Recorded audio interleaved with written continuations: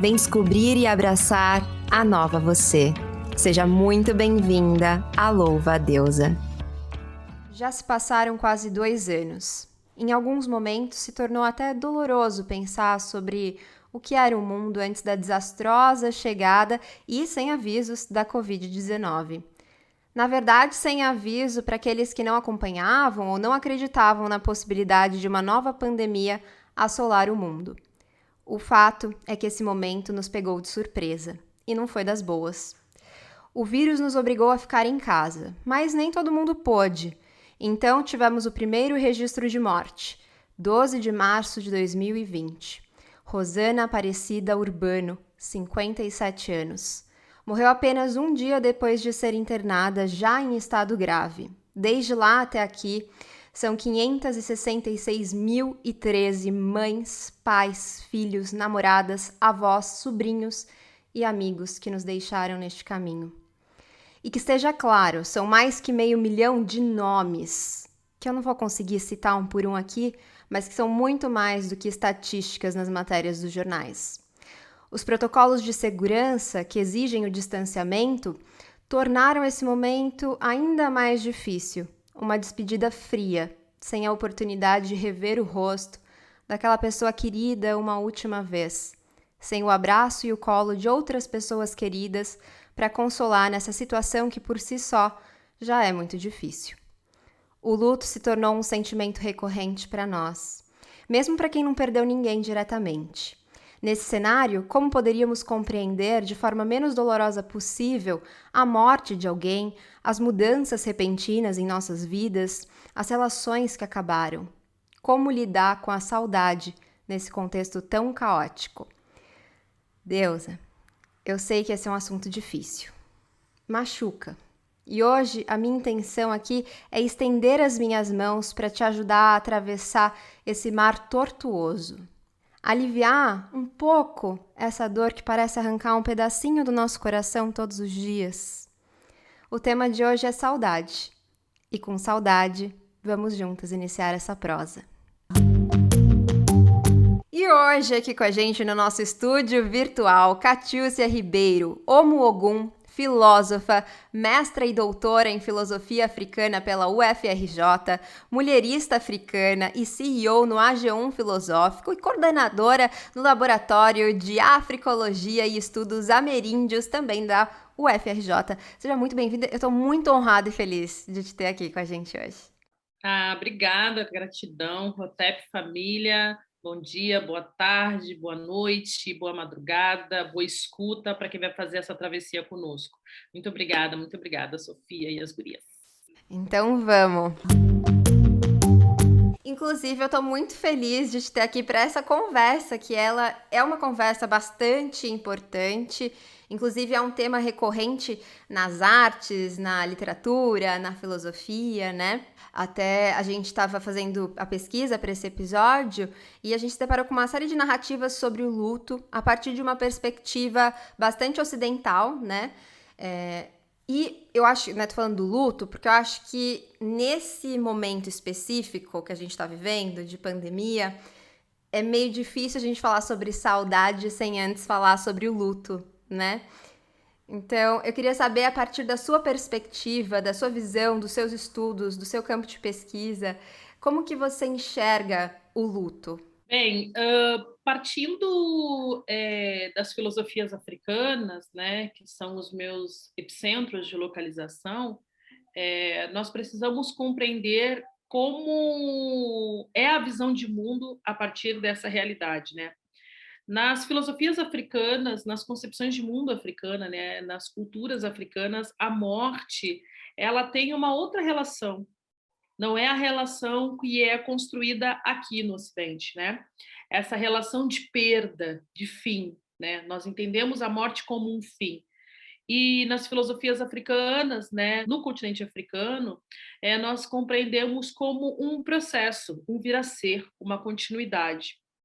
Tanto que se acredita que nós, que estamos nesse processo de travessia nessa terra, em algum momento retornaremos para ser, inclusive, ancestral de alguém.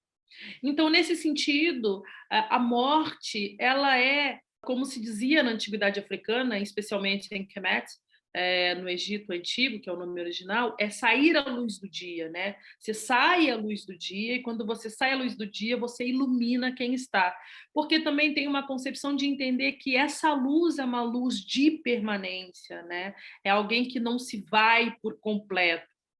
Então, o luto, nas sociedades ocidentais, ele é extremamente dolorido, porque o luto é o fim, né? Nós tratamos a morte como um elemento final. Então, quando alguém morre, o que nós, dentro dessa realidade ocidentalizada, acreditamos, né? Nós não teremos mais essa pessoa, porque a única forma que nós temos de materializar a presença dessa pessoa é pela visão, é por essa realidade material. Nós somos muito materialistas, né? O Ocidente construiu sujeitos materialistas. E a partir dessa materialidade do sujeito, também essa materialidade da morte, né? Então, o luto, ele, mesmo num contexto de pandemia, mesmo num contexto de várias negligências, né, que poderiam ter evitado diversas mortes, todas essas famílias dilaceradas por conta de negligências, né, que nós sabemos, ainda assim, se nós tivéssemos sido reeducados numa outra lógica, a morte ela não seria tratada com tanta dor.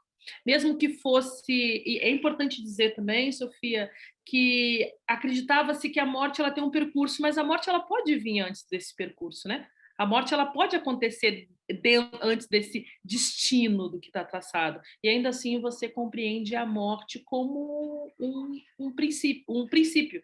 Porque, na verdade, existe até alguns filósofos da antiguidade, como o próprio Papiro de Ani, que é um dos papiros mais famosos, né, que inclusive na atualidade se encontra no Museu Britânico.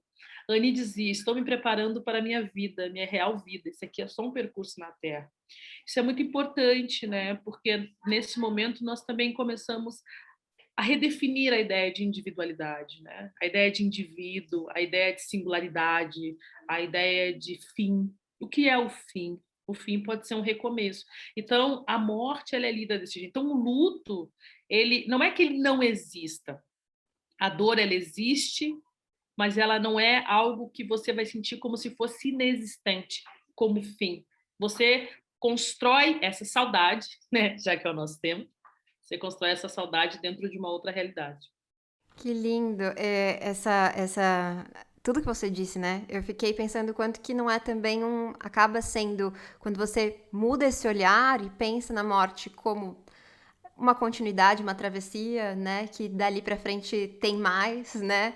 É, dá um certo alívio, né? Eu fiquei com vontade aqui de suspirar, né? Quase que tirando uma carga pesada das minhas costas também. Essa carga pesada, desculpa te cortar, é o medo. É. Nós somos uma sociedade atravessada pelo medo e controlada pelo medo, né? Medo ele controla. E como ele controla, ele também determina modos de comportamento. Então esse medo é que faz com que as pessoas tenham medo da morte. Nós nem sabemos o que de fato é, né? E é algo que está no destino de cada pessoa. Em algum momento da vida todo mundo fica pensando, mas como eu vou morrer? E esse é um entendimento que nós temos porque nós somos uma sociedade controlada e esse controle é o medo. Então, essa sensação é a sensação que eu tive a primeira vez que eu tive contato também. Que é essa sensação de, meu Deus, eu não preciso ter medo, eu só vou no percurso. Uma coisa muito interessante que eu queria dizer, que, por exemplo, se você perguntasse para as populações, para as civilizações da antiguidade, qual era o sentido da vida, eles não saberiam te responder. Porque a preocupação não é o sentido da vida, mas como vai ser o percurso da vida.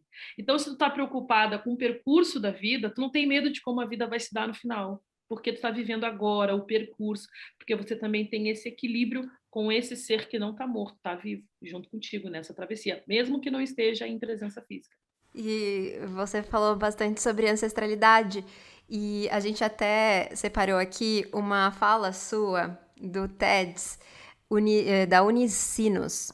E você diz assim, ó, abre aspas, a ancestralidade nunca nos abandona, nunca nos deixa de lado. Ela está em tudo quanto é lugar.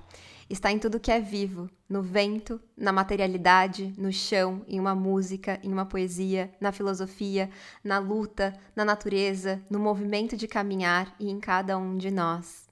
Acho que tem bastante, tem tudo a ver com o que você está trazendo agora, né? E eu queria entender, te perguntar, na verdade, como é que, então, eu tendo essa consciência de que as coisas continuam, de que é um caminhar que vai... A pessoa que parte, como você trouxe, ela continua ali, ainda que não em matéria, né? Como que você enxerga que essa consciência pode auxiliar nesse processo do luto e, posteriormente, da saudade? Quando nós pensamos, né? Quando eu escrevi sobre esse TED, aliás, é um TED que eu tenho um carinho muito grande, né? Que se chama reescrever, recontrar, reconectar, né? A partir da ancestralidade, é justamente entender que se neste momento agora você me perguntasse, Catiúcia, o que é o amor que tu sente pela tua mãe, o que é o amor que tu sente pela tua avó, o que é o amor que tu sente pelas pessoas que estão na sua rede de afeto. Eu poderia te explicar o que é esse amor, mas ele não teria todo o componente desse sentido, né? Porque é algo que é sentido, é algo que não muitas das vezes perceptível nessa noção racional, né? E nós fomos muito educados dentro de uma sociedade racional. Então, é uma sociedade que, inclusive, tem uma premissa que para existir você precisa pensar.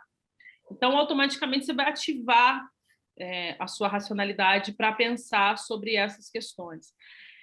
Então, Sofia, quando nós estamos diante, né, dessa afinal, né, quando morre um ente querido, né, como essa memória ela está viva? Essa memória ela está viva porque essa memória presentifica a ancestralidade, né? Essa memória é a própria ancestralidade.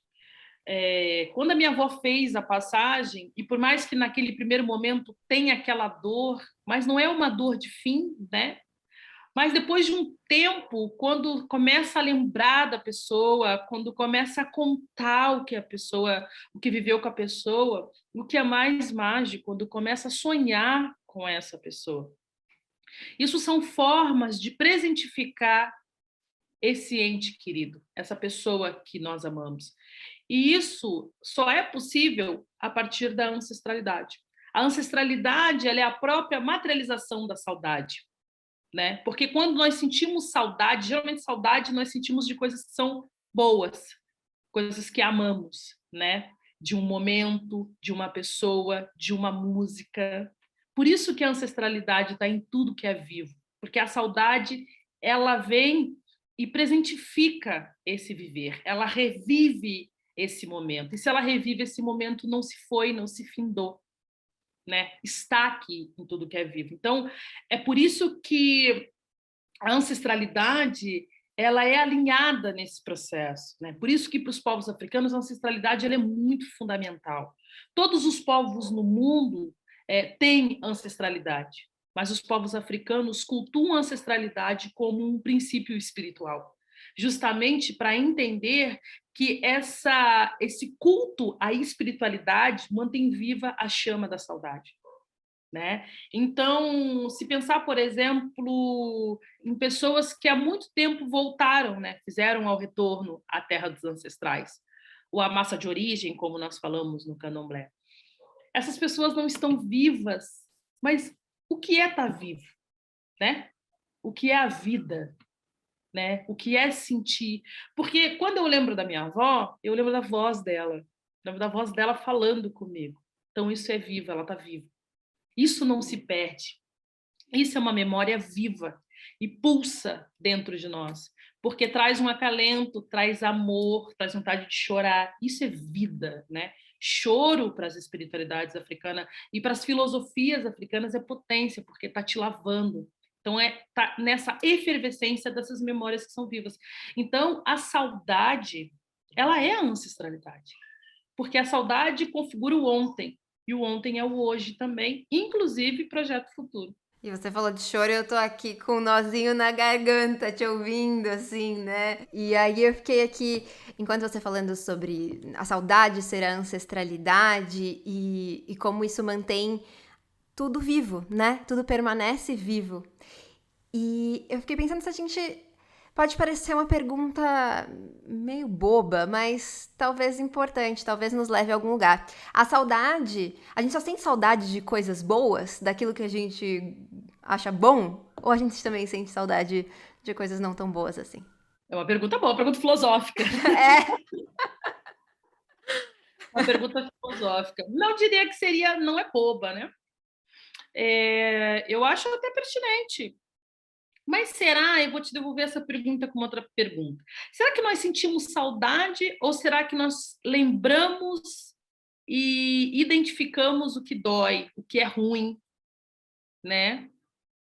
De repente seja uma identificação do que seja ruim. Eu não tenho saudade do que me violenta, mas eu me lembro do que me violenta, né? Então acho que são dimensões de percepções que acabam sendo distintas, né? Então pensar, relembrar, né? Lógico que nós temos diversas dores ao longo das nossas vidas, né? Diversos altos e baixos, porque, enfim, essa é a travessia da vida.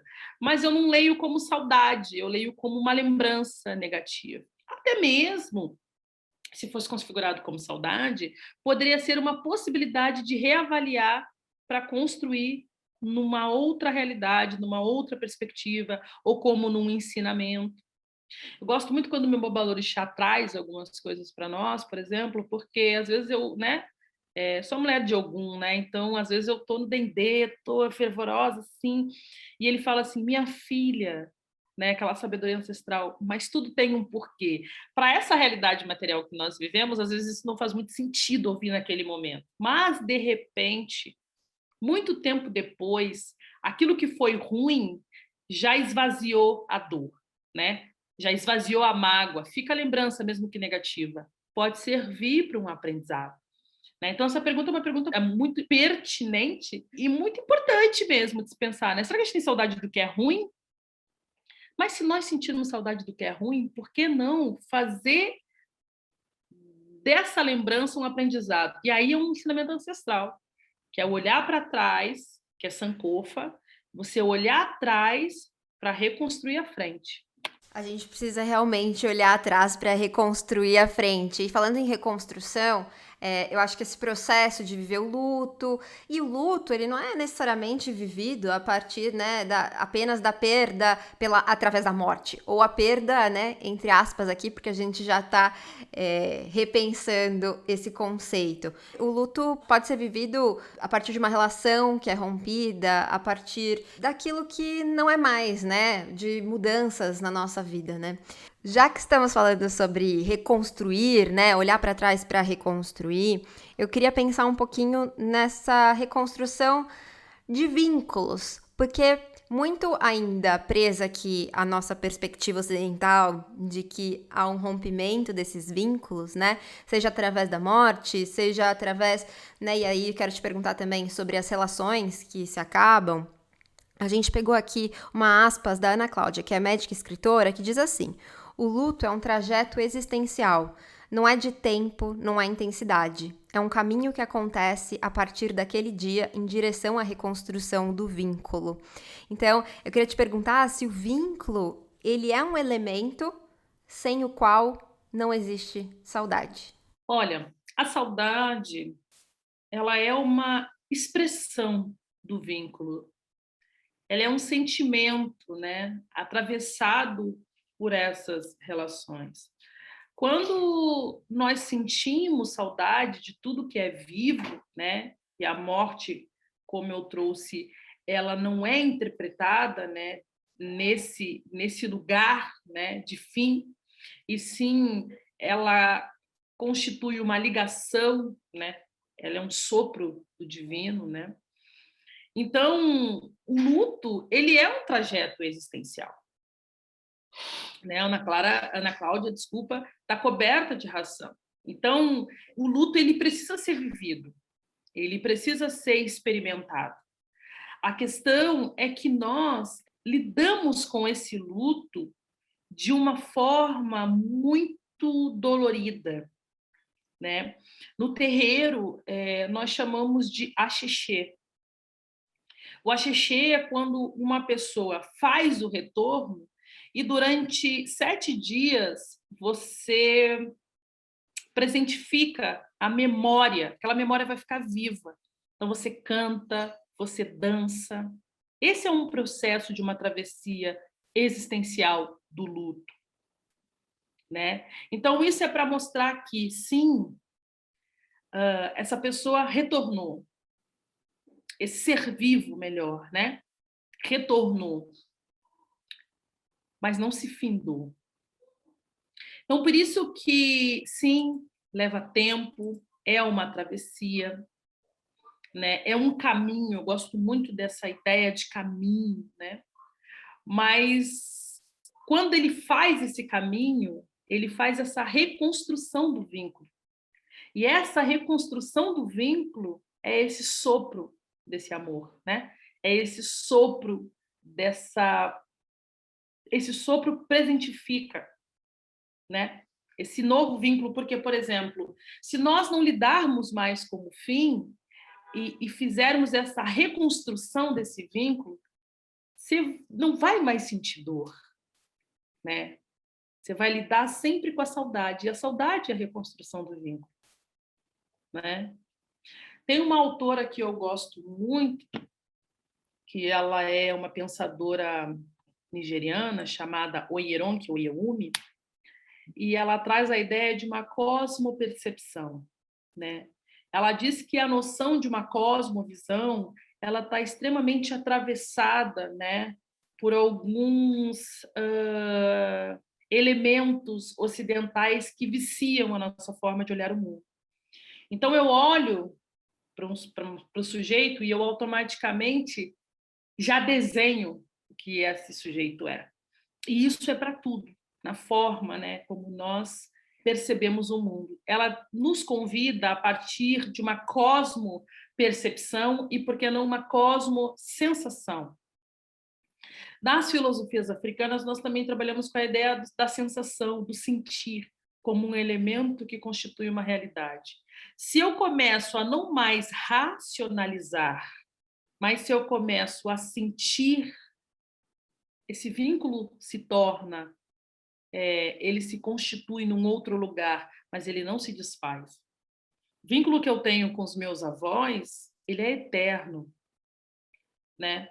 O vínculo que eu tenho com os meus animais que voltaram ao Urum, eles são eternos. Hoje mesmo eu estava lembrando de um e me veio aquele acalento de saudade. Naquele momento eu senti a presença dele. Então é uma reconstrução de vínculo, né? Essa reconstrução de vínculo ela é fundamental. É um ritual.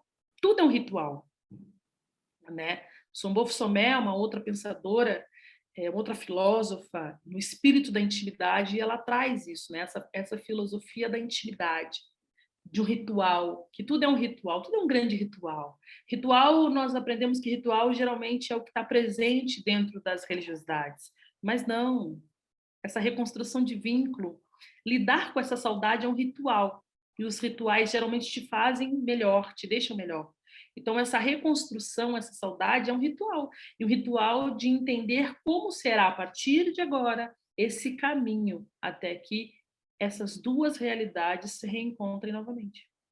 Nossa, para mim, eu vou até abrir aqui um pouco. Eu sempre abro, né? Eu não sei porque eu tô fazendo fingindo que eu não me abro aqui. Eu sempre tô contando causos meus, mas assim, eu sou muito mental, né? Eu acho que tem a ver, lógico, né? No mundo ocidental é isso, né? Penso, logo existo. E eu acabo muitas vezes diante dos meus lutos, diante das minhas saudades, ao invés de sentir, começo a tentar entender, mas por que eu tô sentindo isso? Como é que eu tô sentindo isso? Como é que isso se conecta dentro de mim? É a minha tendência automática a fazer isso. E de uns tempos pra cá, eu venho fazendo esse exercício de não, só vou sentir. O que é que eu tô sentindo, né? O que quer que seja, só vou experienciar de corpo e alma, no meu corpo inteiro, essa sensação, esse sentimento, né? E é um tanto quanto libertador, né? Ele é libertador porque tu está expressando todas as tuas verdades. Você não controla um arrepio, você não controla um batimento cardíaco, você não controla uma sensação de choro, você pode segurar, mas ele está ali. Você pode segurar, a lágrima não cai, mas a sensação ela está ali, ela não vai embora. Então isso demonstra que a nossa capacidade de pensar, ela mora no coração. Nós partimos de uma perspectiva cardio, uma perspectiva de uma cardiografia, né? De um sistema coronário. Nós pensamos a partir de uma perspectiva coronária. Então, como nós somos educados, né? Como nós fomos aculturados, como nós fomos forçados a viver uma sociedade racional, é isso. Tu sente aquilo, tu vai querer entender aquela dor, tu vai querer interpretar. Até mesmo, muitas das vezes, interpretar pressupõe negar, né? Porque uma sociedade que te diz que sentimento é uma despotência. Então você quer tentar sentir, porque quando você nega, você é mais forte.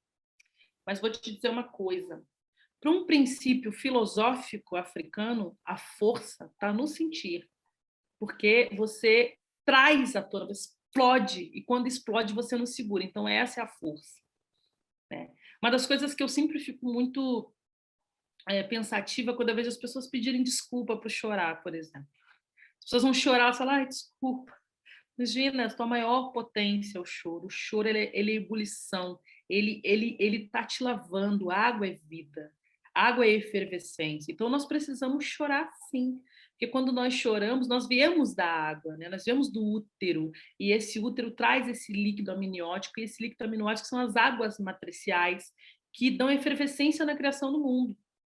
Então, é por isso que o sentir é tão importante, né? Por isso que é libertador. Fala assim, nossa, deixa vir, deixa sentir, né? Deixa sentir, deixa sentir. Quem sabe se nós sentirmos mais e pensarmos menos, nós resolveríamos grande parte dos nossos problemas, principalmente esses problemas de relações sociais, de hierarquias, de violência. Não interpretar mais o sujeito pela racionalidade. Seria realmente, eu acho que um mundo muito melhor. E eu, enquanto você falava, eu fiquei pensando no quão cruel é esse mundo capitalista que não permite, né, que as pessoas sintam, inclusive nesse momento pandêmico, nesse momento de muitas perdas, de muitas mortes, de muitos rompimentos, de muitas dores, não dá tempo, não é permitido sentir, né? Não é permitido parar para viver a sua saudade, para falar sobre a sua saudade, porque você começa a falar, a outra pessoa já também acaba se esquivando porque não sabe se quer ouvir sobre a sua saudade, porque talvez aquilo mexa com lugares também muito Sabe dolorosos. uma coisa que eu vou te dizer, que eu fiquei pensando agora, tu estava falando, a pandemia, ninguém esperava, né, uma nova pandemia, inclusive o podcast fala sobre isso no início. E imagina, 500 mil de pessoas, né, eu me solidarizo com todas essas famílias. Olha, a sociedade ela começa a se reorganizar, principalmente aqui no Brasil, né? Ela começa a se reorganizar politicamente a partir da dor da perda. Então, é o sentido que está promovendo a mudança. Porque se você parasse para pensar de forma racional, de repente, na racionalidade, essas avaliações elas não aconteciam. Mas você extraiu de mim algo que é fundamental e toca e nivela o meu sentido. E o sentido é potência, eu me potencializo com esse ser, ele é arrancado de mim. Então, esse sentimento, ele constrói uma mudança. O sentimento, ele é potente, ele é visceral. As pessoas pensam melhor quando elas ouvem o sentido. Então, as pessoas começam a pensar, não, mas não pode ser assim. O que é isso? Nunca se discutiu tanto como pautas que são fundamentais e são viscerais, como se discutiu agora na pandemia, no momento que as pessoas estão em casa, as pessoas pararam e começaram a ser atravessadas por várias afetações, porque as pessoas começaram a revisitar as suas vidas. Isso é sentimento, isso é sentir. Isso também é construção de pensamento. Isso também é construção de epistemologia. Isso é importante. Perfeito, e até casa muito com o que eu ia te perguntar na sequência, né? Esse olhar para o coletivo que gera essas transformações, né? Olhar para mim, olhar para o meu lugar de potência e também olhar para o coletivo, né? Também Dina Prats trouxe essa temporada para gente essa questão das filosofias africanas falarem muito sobre o indivíduo fazer parte de algo maior, né? Ele faz parte da comunidade. Então, pensando também que ancestralidade você trouxe pra gente é a saudade, né? Que a saudade é a materialização da ancestralidade. Então, a saudade, de certo modo, você acha que ela sustenta, nos mantém enquanto sociedade? Também, também. Adoro Dina. Dina é uma amiga e irmã querida, maravilhosa, Dina Prats. Trabalhamos juntas no AG1, inclusive. Ah, Maravilhosa. ela é incrível. Essa noção que a Dina. Eu sempre penso a pandemia como uma possibilidade de reconfiguração do nosso modo de produção de sociedade. Se nós tivéssemos sido assim, uma coisa básica e rasa, assim, se nós tivéssemos sido reeducados nessa noção de coletividade que a Dina traz, eu não sou um, eu sou a minha comunidade. Então, quando você atinge a mim, você atinge a minha comunidade. Nesse sentido, por exemplo, eu não posso sair à rua sem máscara, porque eu não sou um. A minha responsabilidade compromete o coletivo. Mas por que nós não conseguimos ter essa noção de coletividade? Porque nós não fomos criados em comunidade. Nós fomos criados de forma singular. No início da pandemia, as pessoas zeravam o estoque de álcool, né? Só que se uma tivesse 50 frascos e outra tivesse um, ou não tivesse nenhum, essa um infectava 50. Então, essa noção de comunidade que está presente, né, nos grupos pretos e indígenas é fundamental para a reconstrução da realidade social. Então, quando nós olhamos para como essa noção de comunidade ela é fundamental, não dá mais para nós, o mundo colapsou, esse modelo de mundo que está aí ele entrou em colapso. E nós, cada vez mais, precisamos entender que é importante viver em comunidade, né? Porque tem um impacto, inclusive, energético, tem um desequilíbrio cósmico. Nós nunca tivemos tantos problemas de ordem ambientais. Isso é um desequilíbrio cósmico.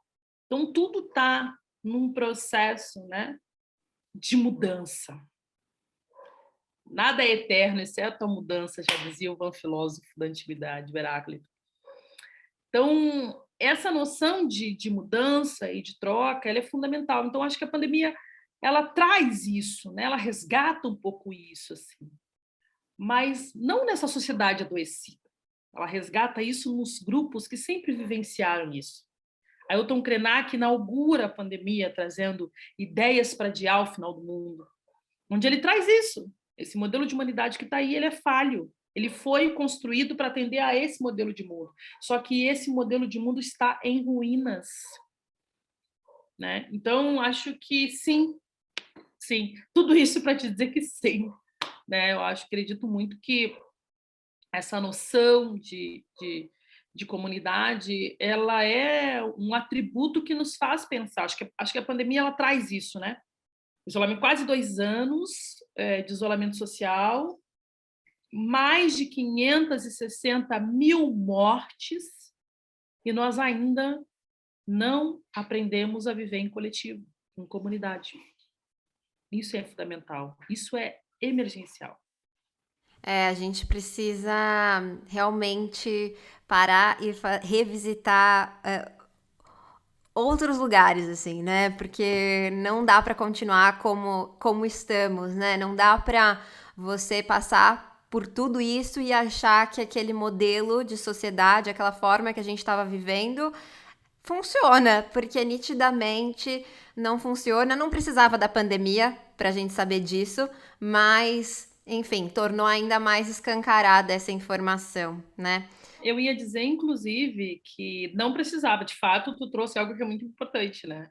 se nós já tivéssemos nos organizado dentro de outros modelos sociais, dentro de outras filosofias, nós estaríamos mais preparados para a chegada da pandemia, né? Exato. Isso aí é um fato, assim. Mas tem um elemento que é quase que uma certeza absoluta, né? Virão outras pandemias. Então, quem sabe esse seja um momento importante mesmo para se reorganizar, adiar esse mundo aí, tá aí, o final desse mundo. É, e inclusive uma boa forma da gente transmitir essas ideias de um mundo diferente é escutando a Louva-a-Deusa e compartilhando esse episódio nos seus grupos de WhatsApp. Manda aí para todo mundo, porque acho muito importante ouvir esse papo. E, inclusive, se você está nos assistindo pelo YouTube, não esqueça de se inscrever aqui no nosso canal, deixar aqui o seu comentário. Qual é a sua saudade? E eu vou aproveitar então e jogar para Catiúcia. Catiúcia, qual é a sua saudade? Olha, a minha saudade tem cheiro de vó, minha saudade tem cheiro de quilombo. Né? Eu sou uma mulher que sou nascida e criada dentro das espiritualidades de matriz africana e criada dentro de um quilombo. A minha saudade me move. Quando me perguntam por que eu acredito tanto na ancestralidade como um vetor de mudança, é porque eu sempre estou ancorada na minha saudade. A saudade de onde eu vim, a saudade de como eu fui criada e como esse modelo é um modelo que é válido para a reconstrução de outros caminhos, né? Eu digo sempre, o futuro ele é ancestral. Então eu caminho à frente, me espelhando nas experiências do passado. Inclusive eu trago isso no TED, né? Quem sabe caminhar à frente, espelhando nas experiências do passado, nos ajudará a recriar caminhos por estradas já trilhadas. Então a minha saudade mora nas minhas memórias vivas, né? Nessas memórias que me ajudam a impulsionar, que me ajudam a fazer essa travessia. Daqui 50 anos, eu quero lembrar deste momento aqui, por exemplo, e tentar entender o que nós construímos daqui 50 anos, né? Entendendo que daqui 50 anos eu tenho 91 anos, né? E pretendo estar sentada embaixo de um baobá, cheia de criança, ouvindo e lembrando, poxa, naquela época as pessoas ainda pensavam desse jeito, mas olha que interessante, né? Hoje nós temos outras possibilidades. Isso são memórias vivas. Isso são saudades vivas, né? Porque isso não se finda, isso está presente em nós. É regar como uma flor e fazer florescer tudo. Então a minha saudade ela mora nisso, né? No amanhecer de cada memória viva. Eu espero também, daqui a 50 anos, revisitar esse momento. E enquanto a gente não chega lá, vamos dar voz às deusas. No Voz às Deusas desse episódio, nós convidamos as nossas ouvintas e seguidoras a contarem pra gente qual é a saudade delas. Então vamos escutar. Então, a saudade que eu tenho é referente a uma perda que eu tive. Primeiro, a minha mãe, né? Tudo começou quando ela descobriu que estava com câncer de mama, né? E foi operada, isso há uns 5 anos atrás. Ela completou, né? 48 anos. E nessa semana, ela tava, assim, se despedindo da gente, mas só que a gente não tava entendendo, né? E por incrível que pareça, ela fez 48 anos no dia 20 de fevereiro. Quando foi no dia 28, ela veio a óbito. E a médica falava assim, o que você sabe da doença da sua mãe? Ela falou assim, a sua mãe, ela tá em fase terminal. Aí eu falei, como assim? Ela falou, ela está em fase terminal. A sua mãe tá ali, mas a gente não sabe quanto tempo ela vai ficar com a gente. E aquilo pra mim, assim, foi como se tivesse me matando aos poucos, né? E eu peguei no braço dela e falou assim, mãe, eu tô aqui. E a minha mãe olhando pra mim fixo. E eu falava, mãe, pelo amor de Deus, não me deixa. Não me deixa. E o que aconteceu? Minha mãe morreu nos meus braços naquele dia. Você perder a mãe já é difícil. Agora você vê ela morrendo no seu braço e você não poder fazer nada é mais difícil ainda. Então, resumindo assim, essa é um pouco da minha saudade da minha mãe. E assim, vai ser eterna, que é uma dor que assim amenizou. Mas não passa. Não passa, não tem como você passar no lugar e você não lembrar do seu pai, da sua mãe. Você ter um aniversário e você não poder abraçar e beijar eles. Sabe, é muito difícil.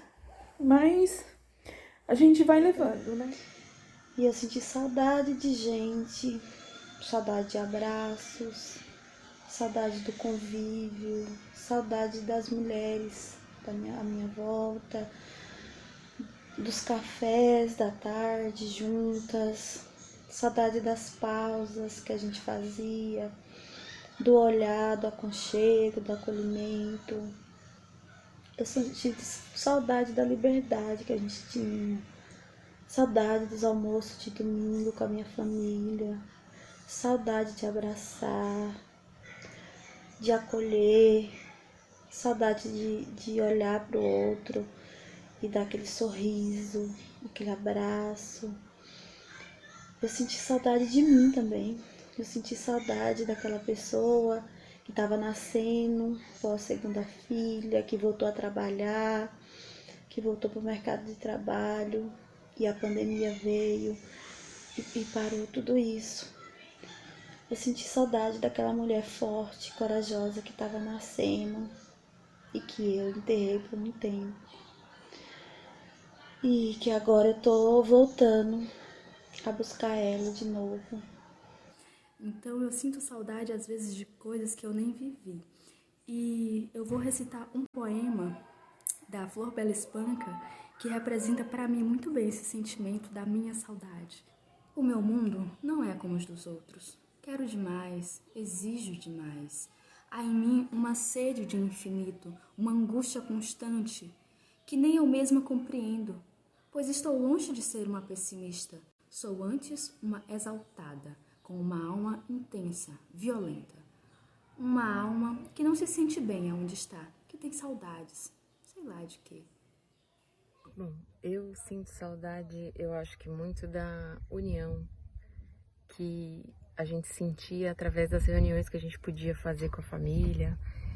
E eu acho que algumas coisas que me lembram, assim, essas reuniões com coisas engraçadas, abraços apertados, inocência, muitos sorrisos, assim, até sons, né, que lembram essas coisas gostosas, eu sinto saudade, como, por exemplo, o som do ventilador antigo na varanda que a gente costumava se reunir, cheiro de repelente, tudo isso dá saudade, né, e traz as lembranças das coisas boas que a gente viveu em família e de toda a inocência que a gente podia aproveitar.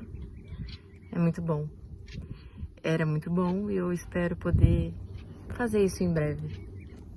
Nossa, profundo. Tocou aí no seu coração? Aqui bateu bem forte. Tô emocionada com esses relatos lindos. E vou respirar fundo porque a gente chegou a hora de jogar pro universo. Então, joga pro universo. Catiúcia, no Joga pro Universo, você já sabe. A gente pede pra você falar alguma coisa e sair correndo. Aquilo que tá engasgado, polêmica mesmo. É hora da gente dar uma sacudida, dar uma animada e falar umas verdades. Me conta, o que você joga pro universo hoje? A filosofia não é um atributo ocidental. A filosofia não está na mão dos ocidentais. E pensar por esse viés é tornar a filosofia racista também. É verdade. Ai, eu não posso comentar, gente. Ai, ó, dá uma vontade da gente continuar essa conversa. Esse quadro é muito bom. Olha, Catiúcia, eu quero te dizer que foi uma honra imensa conversar e trilhar, fazer essa travessia ao seu lado hoje. Te digo que pessoalmente me tocou em lugares muito profundos e com certeza eu não sou a mesma. A Sofia que iniciou esse papo, a Sofia que sai daqui, são pessoas... A mesma pessoa, mas transformadas, né? Então, gratidão profunda. Eu que agradeço. Sofia, pelo convite. Vamos à frente que o nosso futuro é ancestral. Axé, Hotep. Nosso futuro é ancestral. E, Catiúcia, eu vou aproveitar para pedir para você deixar a sua arroba para as nossas ouvintas que ainda não estão te seguindo. Por favor, arroba Catiúcia Ribeiro. Cati, 1, 2, 3, 2 Is, Ribeiro. Maravilha! Ouvinta, chegamos a mais um fim de temporada, cheio de calor no coração, acolhimento e profundidade. Mas olha, nem vai dar tempo de sentir saudade, viu? Logo mais, a gente volta com um papo com as deusas. Para saber as datas, você já sabe, é só correr no nosso Instagram, @podcastlouvadeusa. Mas antes de eu me despedir por aqui, eu vou recitar um poema escrito pela nossa roteirista maravilhosa, Letícia Silva. E vou dedicá-lo às famílias das vítimas de Covid-19 que partiram. Também quero dedicar esse episódio às minhas saudades, às nossas saudades. Sejam elas quais forem. Efemeridade. Caráter ou qualidade daquilo que é efêmero, que é temporário, passageiro, transitório. Como os dias, as estações, a vida, que passa diante dos nossos olhos, ali bem na nossa frente, mas praticamente invisível, ligeira. Quem nos dera se por um descuido fôssemos eternos. Ou ao menos soubéssemos o que nos aguarda quando tudo isso acaba. Talvez esse seja o detalhe, o toque especial, o segredo da receita. O desconhecido nos assusta, mas sustenta a única certeza da vida, o agora. Porque a morte não é o oposto da vida, faz parte dela. Assim como os finais de trabalhos, amizades, casamentos fazem parte do ciclo. E o que resta? Saudade, que aperta, dói no peito, até sufoca, mas que em algum momento se torna um lembrete de tudo aquilo que fomos, somos e no futuro seremos. Lembranças bonitas, vivas, nunca mais efêmeras, jamais esquecidas. Com a voz embargada, eu me despeço, deusa. Até a próxima.